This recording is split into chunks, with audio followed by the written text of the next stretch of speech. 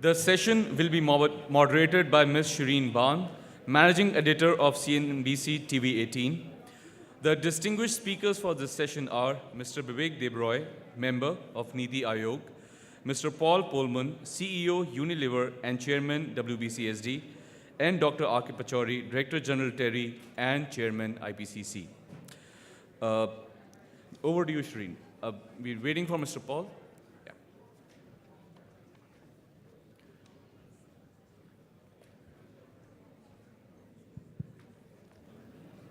Good evening, ladies and gentlemen. Thank you very much for joining us here for the grand finale of what has been an exciting day talking about climate change and the environment. I don't want to take too much time in long introductory remarks because we have people here who know more about the subject than I do. All I'm going to say is that as far as India is concerned and the India story is concerned, I think we're at a very interesting crossroads today.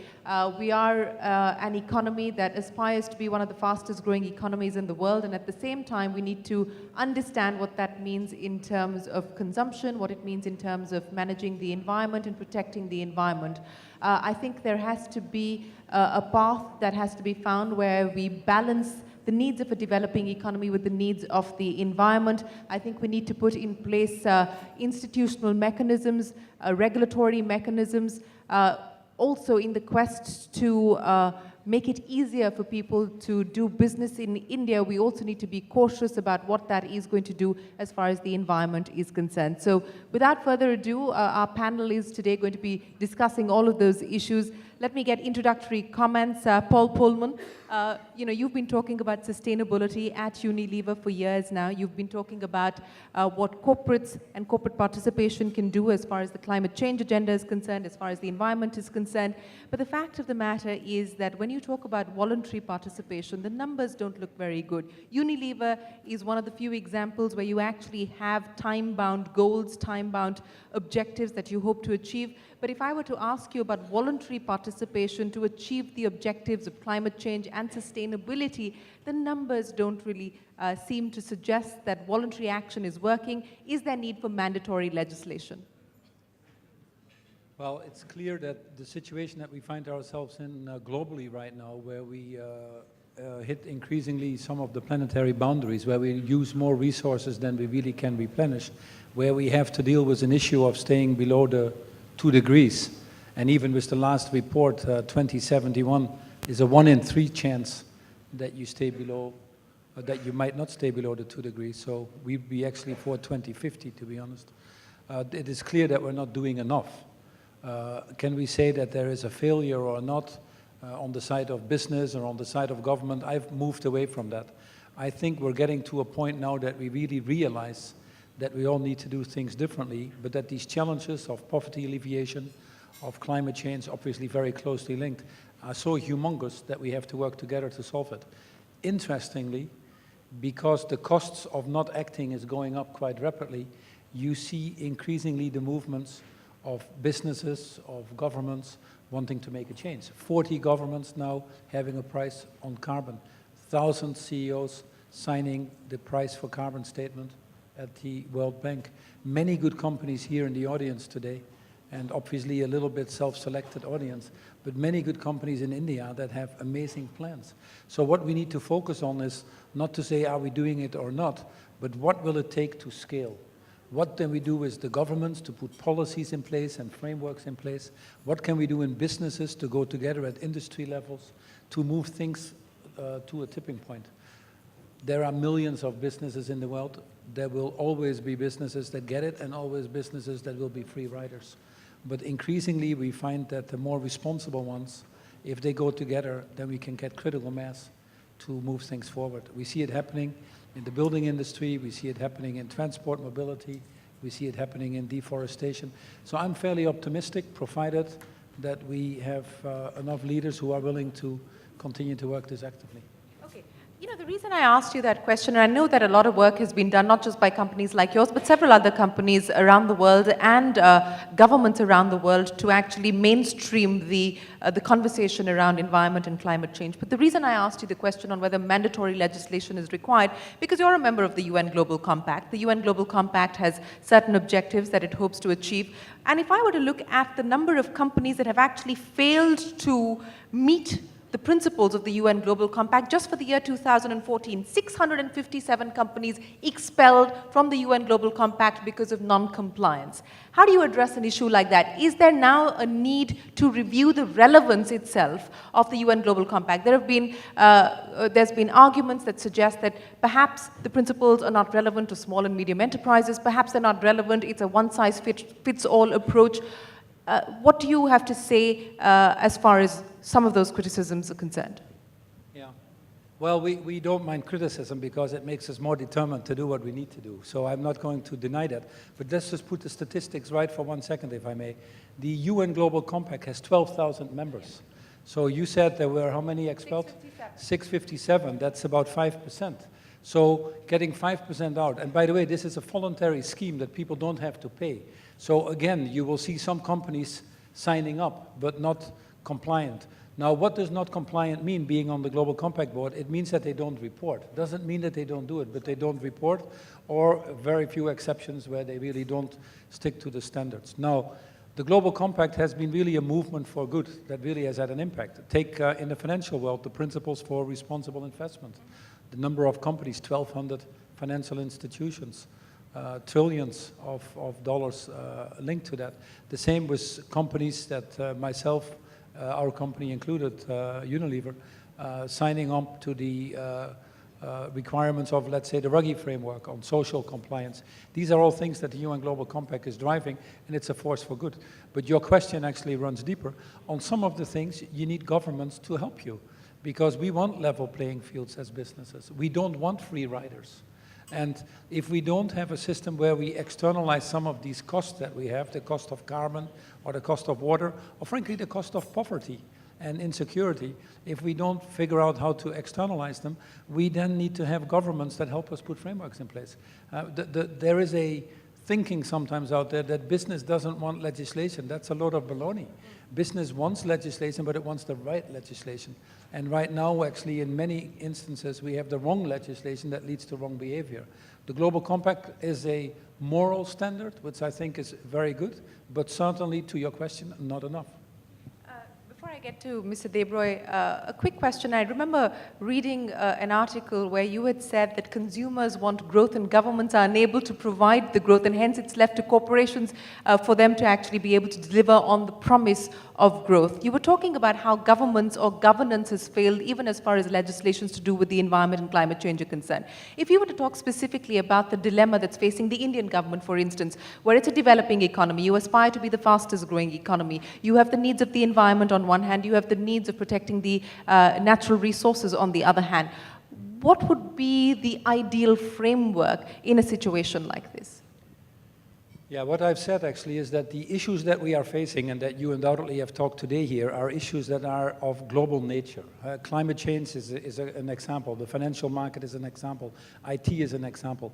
Very difficult to solve that at a country level now when you have these issues.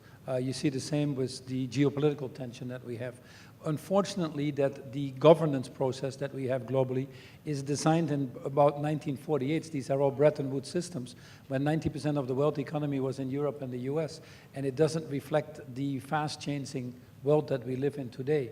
So I wouldn't say there's governance failure. What I have always advocated for is that business proactively needs to work to de-risk the political process, and then have governments join. You see in India, it's the same thing. You have great programs now, Clean India, Smart City, Make in India, really with an objective to finally, once and for all, lift all these people out of poverty. Sub-Saharan Africa and India is basically where 90% of the world's misery still happens. 800 or 900 million people not having access to clean sanitation And this is one of the most educated countries.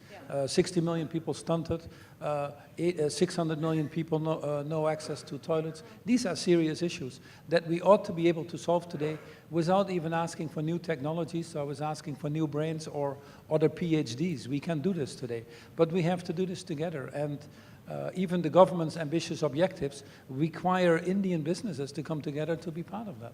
Then you can achieve these objectives even within the time frame that Prime Minister Modi has set for 2019 of your 150th anniversary of the birth of Gandhi.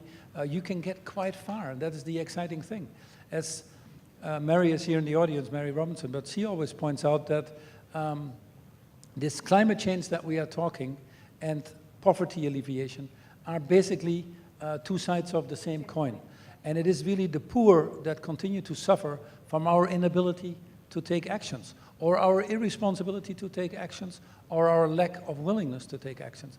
So if we can give the government also in India, and I saw yesterday the Prime Minister as a coincidence, give him confidence that business actually can do the right things, without violating or putting in danger their own business models, which is what we try to do here with HUL, or what we try to do globally. That gives an enormous confidence to governments to come with more ambitious proposals. You have your budget coming in February 28th, and I certainly hope, and I told the Prime Minister also, that on the topic of climate change specifically, be courageous now. We've seen the US stick out their necks, 30% reduction by 2025 versus 2005. Europe, 40% reduction. Climate peaking in China by 2030. We cannot solve this if India, second biggest economy in the world, is not going to play an active role either. And increasingly we have evidence that it makes good business sense as well. So are you disappointed with what happened when President Obama came visiting? Because we haven't signed an agreement like the one between China and America, but both sides, at least India, has committed now to move towards a low carbon path. Are you disappointed with the fact that there isn't an actual target there? Can I just say that Dr. Debroy has to leave early? Yeah, very good. There is a process where the countries will now submit their individual targets by June, where we have the countries negotiate with each other to come to a climate change agreement in December in Paris. So the Indian government has all the possibilities to submit their proposals in that timeline. We should not make that dependent on presidential visits or climate or political campaigns. We're talking here about issues of humanity. So I hope that in the framework that is being set, the schedule of meetings, that the Indian government will show what their commitments will be. That's all right. Dr. Debroy, let me come to you now. And we've been talking a lot about what the government can actually do as far as this area is concerned. And let me quote to you what Sunita Narayan has recently written. She says, "We've lost the development agenda in environmental management. We need to move beyond conservatism to sustainable management of natural resources. Environment must become India's development agenda again." We've seen what's happened with the mining mess, for instance, and that's just one example. How do we get ourselves out of this situation? How do we balance the need of development with the need of the environment? And what can we expect now as far as the government is concerned? Well, two comments before I answer that. That Sunita Narayan is a close friend, but that does not mean I can pretend to answer on behalf of her. Secondly, though I work for the government, on this particular issue, what I am saying by no means reflects the government's views. Mm-hmm.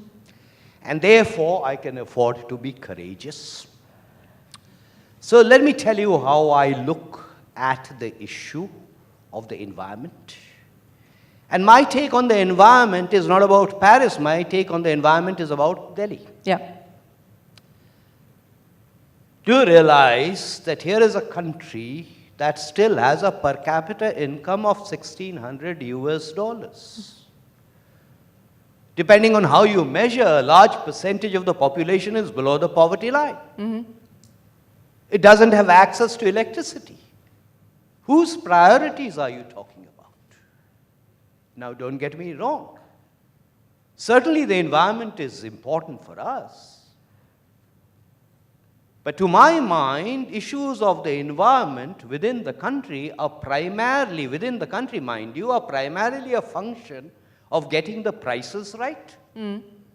and getting the ownership of property rights right. Quite often there are several instances where the property rights are unnecessarily centralized, accepted. The government has already got several initiatives on sustainable, within quotes, development, green energy, solar energy included. But these are things that we are doing of our own volition, of our own accord. And that's the way it ought to be. I'm not suggesting that this is being done under pressure. Hang on, I have not finished. Pressure from not anybody. finished. Sure. I have not finished. Where I have strong views is where countries with per capita incomes of 65,000 US dollars and more come and try and impose commitments on us. That's when I have a problem. Worldwide, there is sufficient empirical data to show that priorities depend on the level of development, on per capita income. Sure. The best thing the developed countries can do for us is to open up their markets, ensure that our per capita incomes go up, and you'll do much, much more for the cause of the environment than any commitment that you can think of. By the way, technology is expensive. Much of it is private. And about 90 to 95% of that technology is in private hands. It's expensive. Are you going to fund that transfer? Okay, Paul Polman, respond to that. And we're back to the argument that has sort of been at the heart of this debate, and that is the developed versus developing debate. President Obama, when he was here, also said that we need to look beyond this debate because while, it's fair for developing countries like India to say that we're not consuming as much as the US has. We've had a raw deal so far, and you're trying to get us to commit to something which the developed countries have been able to enjoy for years. Vivek Debroy says we need to address our own priorities before we can address global issues pertaining to climate change. And we're back again to the heart of this debate. This is the central point. There is undoubtedly a need to develop in this part of the world, and that development will happen in terms of urbanization, in terms of lifting people out of poverty. And there are many things that need to happen to make that possible. Some countries have done it earlier than India, but I think India has now also made commitments to what they think is really needed to make that possible. The fact is, though, that climate change will actually stifle that. We just issued a new report, which is called the New Climate Economy Report, where we show that unlike some of the beliefs that are still around in this world, that people say we cannot do both at the same time, attack climate change and have development of these economies. This report squarely points out also for India that if you don't tackle the issue of climate change, you will not be able to develop these economies. You mentioned Delhi, which is a great city, but unfortunately it's one of the most polluted cities in the world. And 15 of the 30 most polluted cities in the world are in India. You have about 1 million premature deaths because of climate change alone. So the cost here of pollution is enormously high for the system. If we would think about doing things differently, and then you would be actually able to grow much faster and actually lift more people out of poverty. That's really what we're saying. And there are 3 areas you want to focus on in India and in any place in the world, which is what type of energy do you want to consume? How do you want to manage your cities to be efficient? And how do you want to deal with your land use? And in all these areas, there are enormous opportunities for businesses to participate, for governments to put these right incentives out there, and for, at the same time, reduce your total carbon footprint. Why wouldn't you want to take that? Why wouldn't you, Vivek Debroy, want to take this? I mean, this is a logical argument.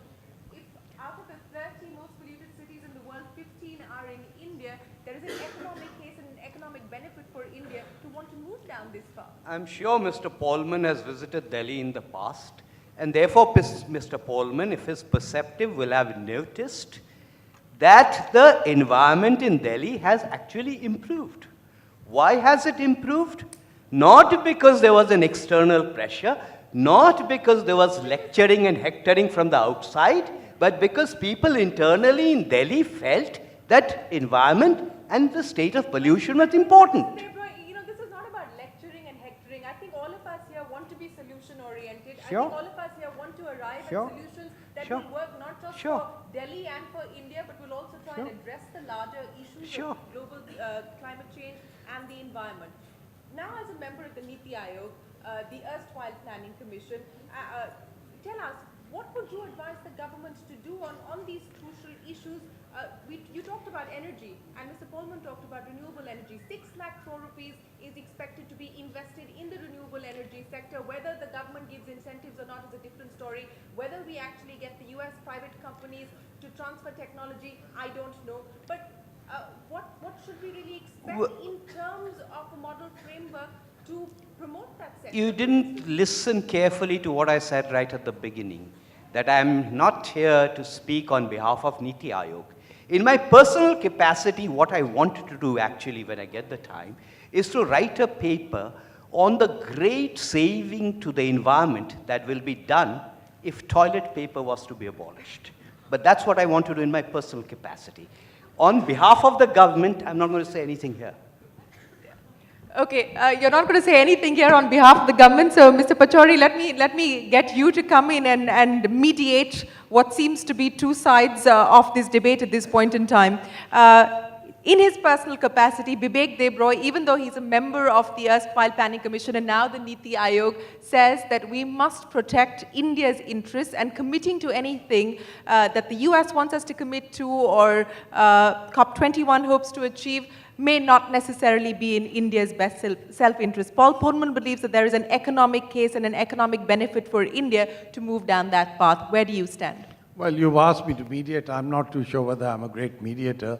But let me start by agreeing to the elements in the interventions that we've had from our two distinguished panelists. I think I agree entirely with Dr. Debroy that India obviously has to do what is in India's interest. Of course, there's also a huge overlap between what we should do for global reasons and what we should do for our own national benefits. Now, what I'd like to submit is a very fundamental issue. Should India develop, for instance, like North America or some parts of Europe or Australia? I think this is a very basic question that we need to answer. Because let's face it, I think the developed model that you have in other parts of the world, yes, it's given us very rapid growth of GDP, but some of the externalities that carries have really not been accounted for. I mean, the enormous disparity in incomes. I mean, some of the most prosperous societies have had an alarming rate of increase in that disparity.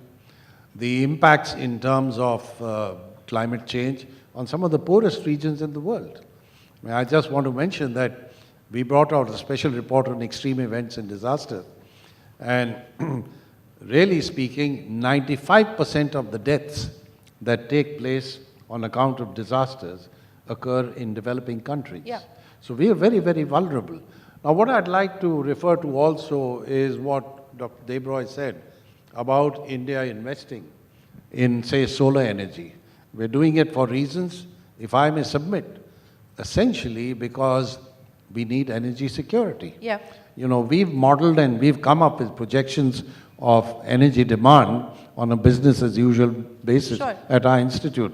Do you know how much? So you're saying it's being driven more with the agenda of energy security, not necessarily with an eye on the environment. Yeah, the point I'm making is actions that are required, for instance, for mitigating emissions of greenhouse gases, have huge co-benefits.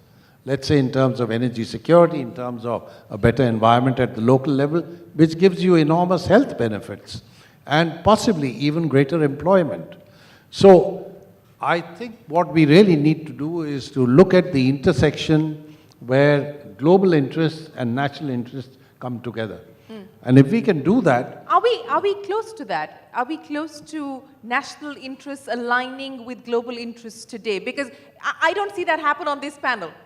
No. I think if you listen to the utterances of the Prime Minister, he is very focused on climate change. You know, 7 years ago, he brought his senior officials and he came himself for a 2-day program that they requested us to put together on climate change. He's done a lot in Gujarat while he was Chief Minister in terms of promoting solar energy. But you know, all of this, to my mind, has local environmental benefits and it has huge benefits in terms of energy security. So I think that's possibly what we should focus on. And my advice to the government would be, of course, Dr. Debroy is in a very influential position. I'm outside the government. My advice would be, identify these as actions that become part of your INDCs. This is what we can contribute to the world. Of course, we're doing it for national reasons, obviously. Yeah. Yes, sure. You need the mic. Just sort of half a sentence to add to what Dr. Pachodi has said. There is a great deal of overlap, I think, unless one is looking for a specific quantitative commitment. If one is looking for a specific quantitative commitment, the overlap doesn't exist. But I think we've moved beyond that. I mean, which was pretty evident at the time of President Obama's visit to India, the fact that we didn't commit to a quantitative commitment. I think, sure. Paul Polman, since we are talking about solutions, and I raised the issue of investing in the renewable energy sector, you talked about this government wanting to be courageous, or hoping that this government will be courageous when the government is announced 6 lakh crore rupees is what has been envisaged as the likely investments into the renewable energy sector. Is there room, scope for collaboration, technology transfer? What kind of sweeteners will the government need to put on the table in order for that to fructify? Again, I don't think there is any disagreement that India needs to do what is right for India, like any country needs to do what is right for any other country. The question is the how, not the what. And on the how, we're at a point now that we increasingly see that we can have the cake and eat it too. That we can create a prosperous society in India for everybody, a more inclusive society, and at the same time reverse the effects of climate change. And that gets to the essence of the IPCC report. And if any country would say we don't not play our part, we will all sink together. And that is fortunately we have 98% of the world's scientists believing it, and now for the first time 83% of Americans. So there is a real issue. But the good thing is we have the solution. I just talked to the Minister of Urban Affairs here and came from a session. And he's very clear on that. When you get 200 million more people going to the cities in India, and you have to figure out how to be sure that you improve their standards of living and ensure the future, long-term future of India. And that does mean setting up waste recycling systems, thinking about energy differently where frankly too much gets lost, where the amount of use of coal is going up and it's not really needed anymore. We've seen technology develop, photovoltaic technologies. We see 2 states in India already where the price of green energy is there. So you cannot say we want to be global and use all the technologies to solve our problem, but we don't want to participate in the global economy. It doesn't work. And the thing is, it's the poor people, unfortunately, that are suffering. And in India, too many have suffered for too long. And it's the same for agriculture. Agriculture here has a very low yield. Make agriculture more efficient. Smallholder farmers get more money. Carbon footprints will be less. We have enough learnings now on climate smart agriculture. And it's a win-win-win. Why wouldn't you take that? And the same thing is true for energy and land use and for cities itself. So in agriculture, take livestock. The cows in India give you half the amount of milk than the cows in the rest of the world. Why would you just take all that methane and do more to climate change? Why don't you work with technology that is available? So, and that is what this new climate economy report is saying. You can have the cake and eat it too. Just develop your economy smartly. And many companies in this room are willing to help there. There's nothing wrong with that. Yeah. You can have your cake. You can have your cake and eat it too, Bibek Debroy. It's a question of a change of mindset. It's a question of thinking smarter. It's a question of aligning objectives at the front end with the objectives at the back end. Look, Shireen, I've had my water. I don't want the cake. But look, when my sons were babies, I talked down at them. I treated them like stupid kids who didn't understand. Once they were adults, I stopped lecturing. I treated them as adults, and if they had a problem, I said, this is how I'm going to help. And I think there is a simile there, that please do not lecture.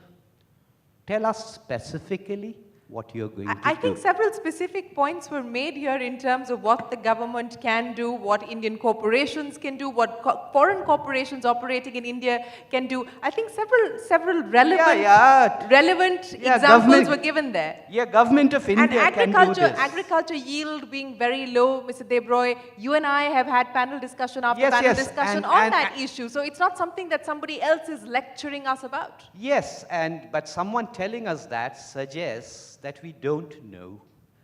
That's right, isn't it? Maybe someone is telling us that we don't know because we've known and not acted on it for all this while? No, not really. If someone has not acted on it, there are very genuine reasons why the acting on it has not happened. What is the reason for not improving agricultural productivity? Agricultural productivity is a very, very long list, right? You have the time to spend half an hour No, here. I'm asking because you said that we know the prescriptions, but we don't need somebody else to I can improve agricultural productivity by delivering, amongst other things, electricity, water, and roads. 150,000 villages in India do not have electricity. You want me, the government of India, to tell them, you shall not have electricity, or you will only have off-grid solar power? Is that what you want to tell them? No, the government is Then what promising are you going to tell electricity them? for all. The Then government is what are you promising going to tell electricity them? for all, but the government has also said that it's putting its might behind Comparisons are often made between India now and the so-called Gilded Age of American history, beginning with the 1870s. How many people here are aware of what the US per capita income was then? In today's dollars, it was 3,500 US dollars. I don't think Please anyone. remember that. I don't think anyone in this room is arguing with that. I don't think anyone in this room is arguing with the fact that there is an issue of inequality, that there is, at the heart of the matter.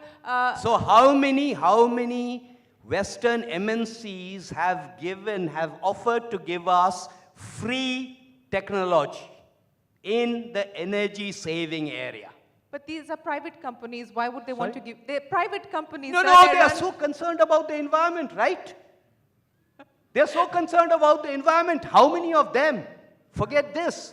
ODA, 1% of GDP, how many of them have delivered on that? Okay. Okay. So that's why I said, don't lecture unless you are prepared to do something. Don't tell us what to do until you are prepared to do something. Paul Polman. Okay. Before I let you go, so the last 2 minutes, and then I'll let you go. The last 2 minutes, and I promise I'll let you go after that.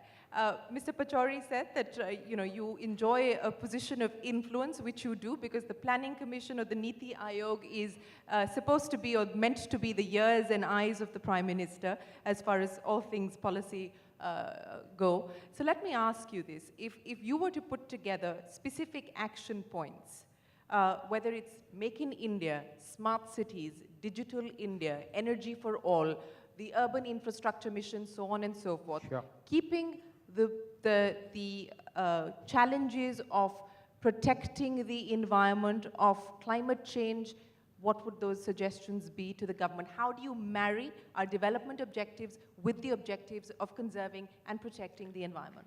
Very good question, but I shall certainly not disclose it to the media and the public before even the Prime Minister has seen it. All right, Vivek Debroy, thank you very much. I know you have to leave. Thank you very much for joining us here on this panel. Thank you, sir. Thank you very much.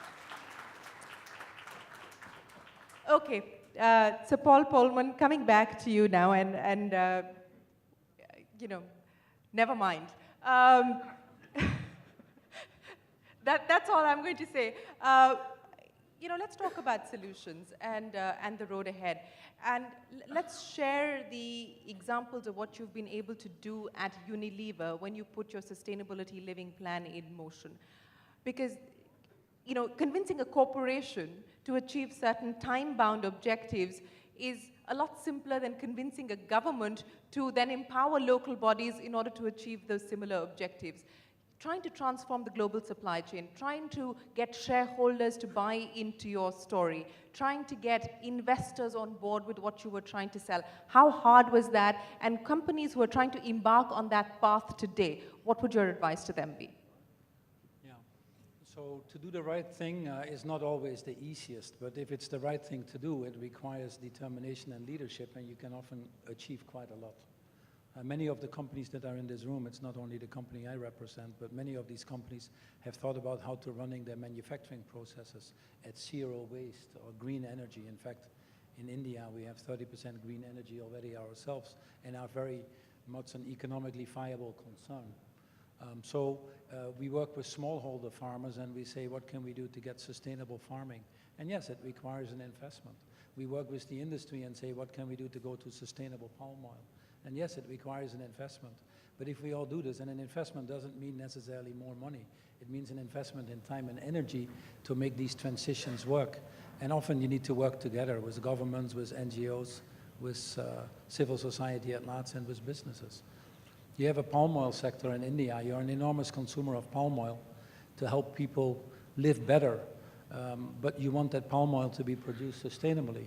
If you have a problem like we do globally of deforestation, which itself is 15% of global warming, we're going to run out of forest. We're going to run out of the essence that gives us life in the first place. And no country has the right to do this, nor has any other country the right to lecture another on this. We just have to solve this together. So we like to work with Indian farmers. We have a few million that we work with. We like to see if we can bring sustainable agricultural practices to them. We like to see if we can increase their yields. We like to see that they have a better livelihood. Usually we focus on women. If we do that in our value chain, we have about 5 million of them, then we see that they invest in their families, they have a little bit better nutrition. We solve the issue of the 60 million people that are stunted here, children, and we create a better economy. So it's a business model that actually is a model that is not only good for business itself, it's also good for all the other stakeholders. Now what we have seen in Unilever is no issue on our costs or viability as a going concern, because you spread these things out as you can afford to do them. Examples might be by yourselves or at the industry level. We happen to be in the ice cream business, and one of the biggest users of freezers for ice cream cabinets. We sit together with Coke, with Pepsi, with Nestle, with ourselves. Yes, all competitors, but we say, why don't we go together to all these governments and create a standard of natural refrigerants instead of the HFCs and CFCs? We do need these governments to put standards in place. We do need these governments to enforce that. But the industry is at a point now that says, we have solutions for you. We have the technologies. Why don't we work together to do that? We're converting quite rapidly. That's 3 to 4% of global warming.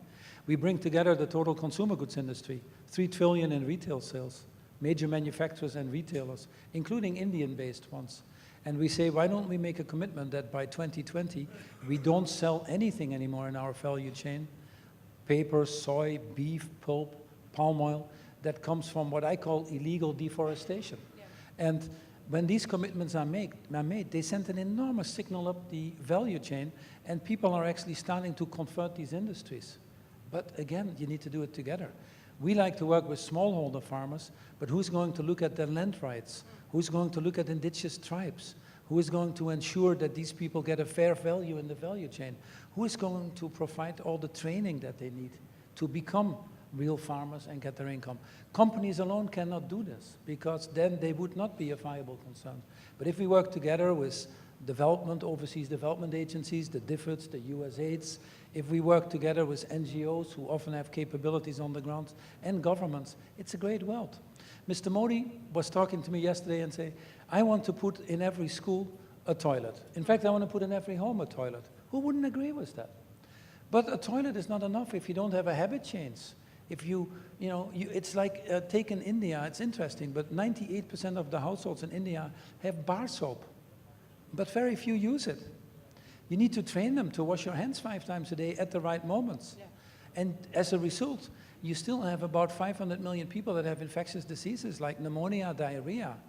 You have many, hundreds of thousands, if not millions of children dying before the age of 5 that you could just stop with hand washing.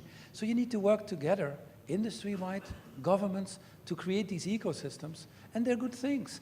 If we teach many of the Indians to do more hand washing, we help a child reach the age of 5. I don't think anybody in this room would object to that. Yep. We certainly would sell more bar soap, which is very good for us. We could create even more employment in India, and we make these communities function. And that is what we say. That has nothing to do with lecturing. That has nothing to do with foreign powers moving into India. That has nothing to do with, I need people's development and I need to burn coal to do this. These are stories, frankly, they're 50 years old by now. And fortunately, we see enough businesses Did you also... get a sense from the Prime Minister that Well, this is not the Prime Minister. I know, I know. I hope for you. I hope for India. So the Prime Minister was very interested. The Prime Minister understands this right away. If you see what the Prime Minister is doing with smart cities, with Clean India, with the agriculture thinking, and many of the other projects that he's starting to work on, he is the first one that understands that he has to work that hand in hand with the business community. The business community, also in India, is the bulk of your economy, the bulk of these investments. It's interesting, when I saw him yesterday, it was what's supposed to be 15 minutes, we end up being there 45 minutes, and he was telling me the day before he had a major delegation from other countries again that he saw. He is reaching out, because he set these objectives, and he can really see that we can only achieve them if we work together. And fortunately, we have enough people that put the interest of others ahead of their own, and are not in these parochial or these mindsets that are from the 60s, frankly, because you will never solve it. And we have, in fact, what is very parochial and arrogant is that we talk about this whilst there are people suffering, there are people dying every day, and we sort of say, well, that's not sort of important to us, apparently. That, to me, is incomprehensible. Well, I'm glad Mr. Debroy has left the building. No, it's okay. Mr. Pachauri, given the fact that there are interests and there are positions and pretty rigid positions as far as this matter is concerned, there seems to be a convergence on some of these issues. What are the objectives that you believe we will be able to achieve in Paris? Well, let me spend a little time giving you the background, why we should be discussing this issue. 25 years ago, the world didn't know what climate change was. They didn't know what was causing it, they didn't know what the reasons were and how we might be able to address them. Today, may I say with some modesty, the Intergovernmental Panel on Climate Change has given us knowledge on the basis of which we really need to reappraise our position with respect to what we define as development. Let's face it, if we are going to take action globally to reduce emissions of greenhouse gases, what's required if we want to limit temperature increase to 2 degrees Celsius by the end of the century, you need a 40 to 70% reduction in emissions by 2050. You need to treble or quadruple zero or low carbon sources of energy by 2050. Now, to my mind, that also represents a huge opportunity. And let me say, there's going to be a whole list of new technologies that will have to be developed. And those don't necessarily have to be developed in the developed countries. You look at a company like GE, they have something like 2,500 engineers in their R&D setup in Bangalore. And they are designing turbine blades and everything else, and things that are also relevant for India. So my submission is that we really need to use knowledge on the basis of which, let's say if countries have made a mistake in the past, we don't necessarily need to repeat those mistakes. But there's clearly an issue of equity involved over here. I mean, the worst impacts of climate change are going to be felt by the poorest countries in the world. And may I say, candidly, I think the developed countries have been miserly. I think they have not really delivered in terms of what they should have done, even by way of the percentage of their GDP in terms of development. There are exceptions, the Nordic countries, the Netherlands, and several others. But I'm afraid this is something that has to happen, because otherwise you can't even expect countries like Bangladesh or the small island states being able to adapt to the impacts of climate change. So my submission is that, yes, there are things that we need to reappraise and we need to take in hand, largely for national reasons, but I think we should also look at opportunities, because this would give the developing countries an enormous range of opportunities which we have not even begun to assess. So it's a whole new paradigm, a whole new world that we're talking about. So, expectation from Paris?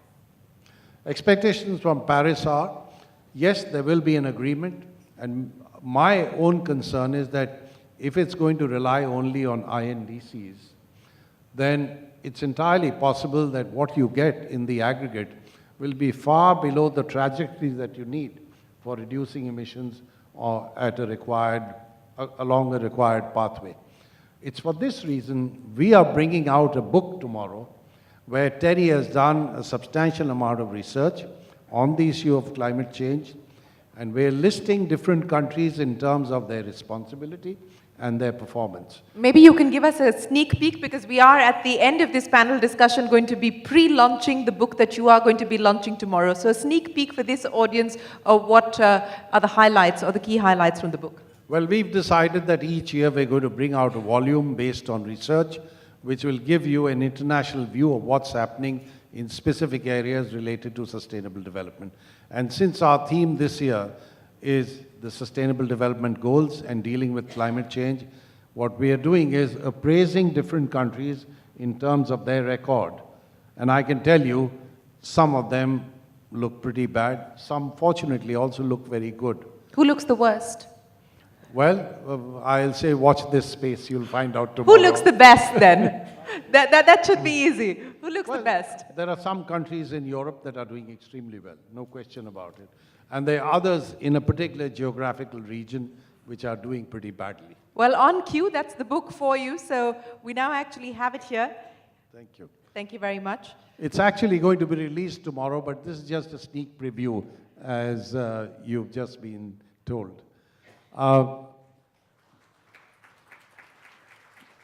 Congratulations in advance. Thank you very much.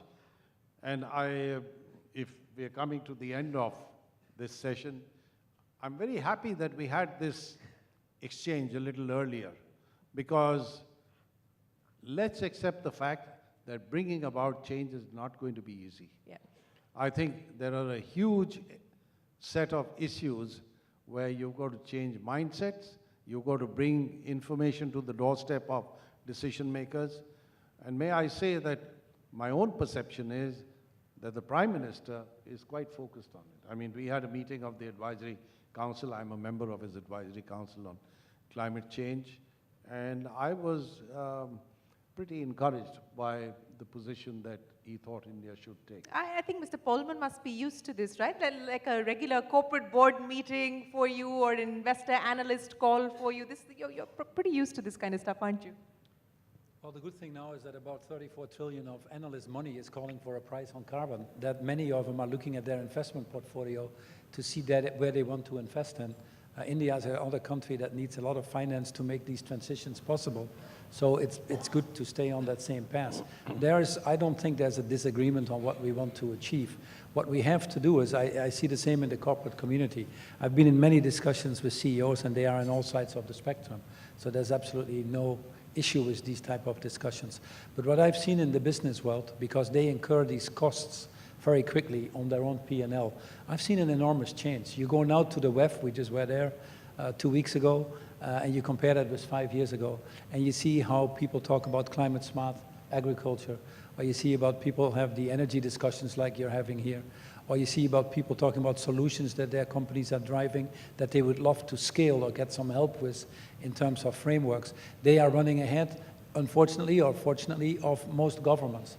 But increasingly these CEOs, often global companies, they're willing to put together their combined efforts, know-how, knowledge, and even their energy. So I'm very positive about that. Some countries, and you mentioned some of the Nordic countries in Europe, are rising to that challenge. They are showing that they can grow, double, triple their GDP, actually reducing in absolute their carbon footprints, for example. Why not learn from those, like we benchmark versus other companies, and drive ourselves to higher levels? In this case, it's even more important once more, because these higher levels are actually higher levels of humanity. They're not higher levels of profitability, or they're not higher levels of making your multinationals even more important multinationals. They are higher levels of giving everybody in this world a chance to have a decent life, everybody a chance to be included, everybody a chance to rise to its fullest potential. That is really what we're talking about. And frankly, an Indian citizen is not different than a citizen in Africa or a citizen in Asia in this respect. They're all the same citizens, and that's what we need to fight for. And we have a unique opportunity to do that now. I agree that the combined contributions from the countries are probably not going to be as ambitious as we need. And we could walk away with it, become cynical, we've all done well, let someone else worry about it. But is that the position we want to take? Is that what we want to explain to our children or their grandchildren? It just doesn't make sense. So here is an opportunity for the business community, including the business community in India, to say, we have the solutions. And even where we don't have the solutions, we might have some technologies that haven't been invented yet, or they might not be economically available. We can work together to accelerate and solve it without taking the risk. 2071 is actually, if you read his report, which is one of the best reports that's ever been published. I wonder how many people actually read it. But in 2071, the odds that something goes off balance is still very high. And when we talk about the 2 degrees globally, that doesn't mean the whole world has an average 2 degrees. See what is happening now already to our planet when we aren't even at the 1 degree, more or less. We're incurring already 3.7 trillion extra cost above the normal just by climate disasters. And this country has not been exempted from that, just like any other country.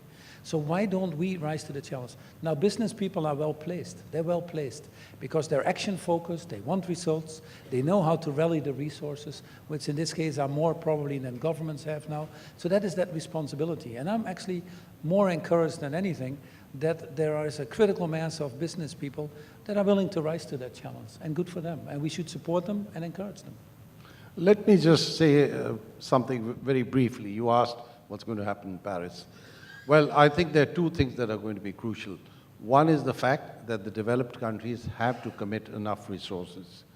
We've got about 10 billion committed for the Global Green Climate Fund, but I think we need an assurance globally for much more. The second point I'd like to make is what Mr. Polman just referred to. You know, with these sort of contributions that countries are going to make over there, yeah. You may end up getting very little by way of the total aggregate reductions in emissions. I think it's going to be critical that we have a review process in place. And I've been saying this, I've said this to our Prime Minister and others. Now, there's a lot of resistance to that on the part of several countries, but unless you have this inbuilt, you're not going to be able to get a dynamic set of solutions. And I also want to say that it's absolutely crucial that we look at the impacts of climate change in different parts of India and start taking adaptation measures. Yeah. Otherwise, we would suffer substantially. And one fact that I want to mention about 2-degree increase in temperature, that's not utopia. Because even with that, by the end of the century, we'll get sea level rise of 26 centimeters to 55 centimeters. And I think Mr. Polman is right. These are average values, and there are some parts that are going to suffer far more than others.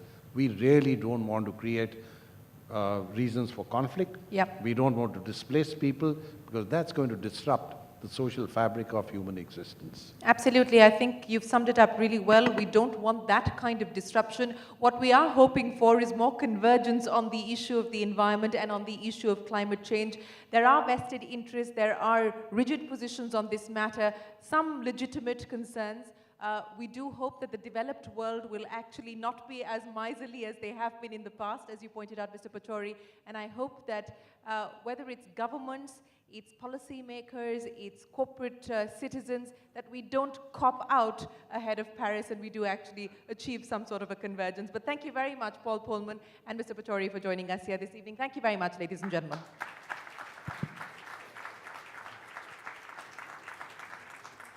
Thank you. I just want to say that the reception and dinner, I believe, are being hosted by the Taj Palace Hotel, and I'd like to acknowledge this gesture on their part and thank them on behalf of all those who are going to take part in it. Thank you. We have a round of applause for the distinguished panelists on the stage.